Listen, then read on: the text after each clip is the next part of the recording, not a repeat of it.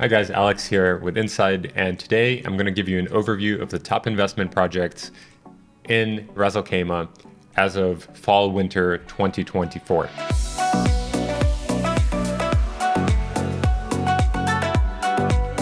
So for those of you who are just tuning in, the reason RAK is becoming an important discussion point is because it's where the Wynn is building the first casino in the UAE, slated to launch in 2027.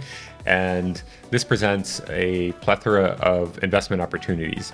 So first, I want to show you, this is the latest investor presentation from the Wynn itself to its investors, and it gives additional perspective on what the casino will look like. So here you'll see they'll have villas, they'll have a hotel. These should be hotel villas, not residential.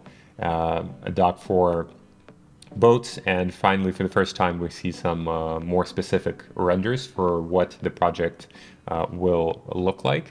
This is not, I would say, this is not where we're going to be focusing for investments, but it's helpful to see what's happening. So you can see and envision, yourself, your family, or guests from apartments that you own being here. I think it looks quite opulent and high-end.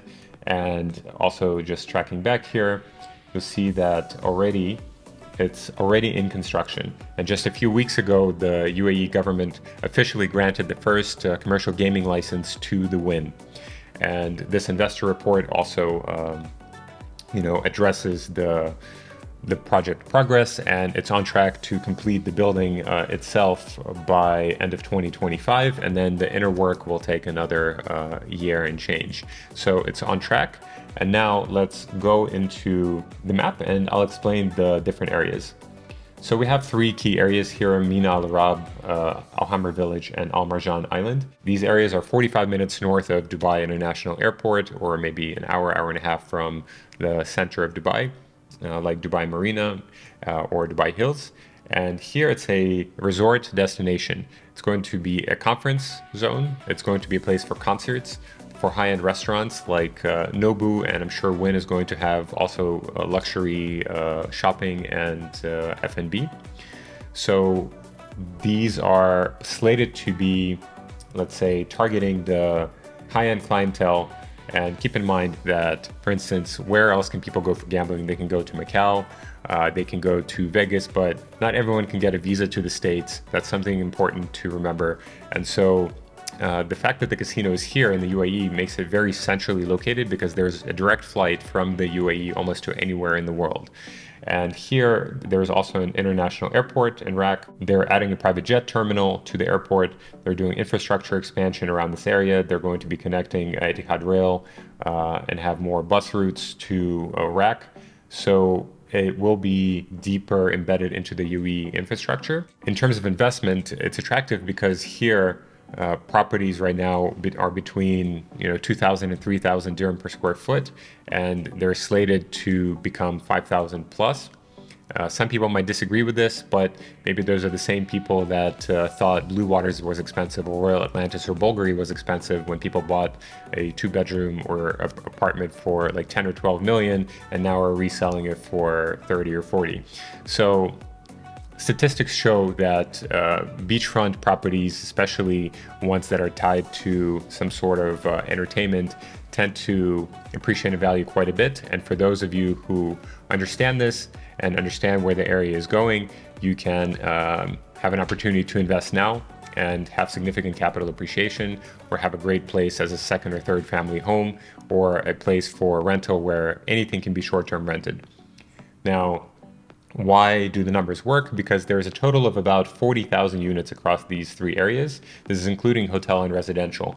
And the projection for tourism is 5 million plus visitors per year, a year or so after the casino launches. So if we consider this, it's 40,000 units against 400,000 people visiting per month. So quite a shortage of supply. And that's what is going to be making the prices grow. There's been about 20 projects that have launched here up until now, and I would say, in Mina Al Arab, the main ones were Quatra del Mare and Porto Playa from Ellington. That was sold out almost instantly. Armani is supposed to be launching a project there. For all intents and purposes, Most of the developments are here. So Ellington Views, which some of my investors were able to get into as well, is here. Falcon Island, which is handing over in the next 3 to 6 months, and still is, I think, a good investment. Here you could get a 3-bedroom villa on a canal for about 3.7, 3.8 million dirham. On the water, you can have a 4-bedroom at around 7.5 to 7.8 million, which if you compare this to, for instance, on the Palm or somewhere in Dubai, that type of property will be easily 18, 20 million minimum. So let's take a look at Marjan. I'll give you a rundown of the projects, of the top ones, perhaps some upcoming ones, and then I'll classify them and say what are the top 3 for resale and passive income. So at the beginning, we have Rixos, which is already built. In terms of available projects, there's Ras Al Bay and Nikki Beach over here. Here we have Masa and Moonstone. We have Soar Residences, Playa del Sol from Ellington, Nobu. We have JW Marriott, then Expected is also building over here. Elisab is going to be launching a project here. And in essence, more or less, there's another project here from Durar Group. So all in all, most of the areas here are already built up or already spoken for. Once we get here, we have a couple of developments from Range. We have Oceano, which is the highest end project here in RAK. And then we have Address, of course. We have Cala del Mar. And we have a few additional projects that are starting to be built around here in the middle.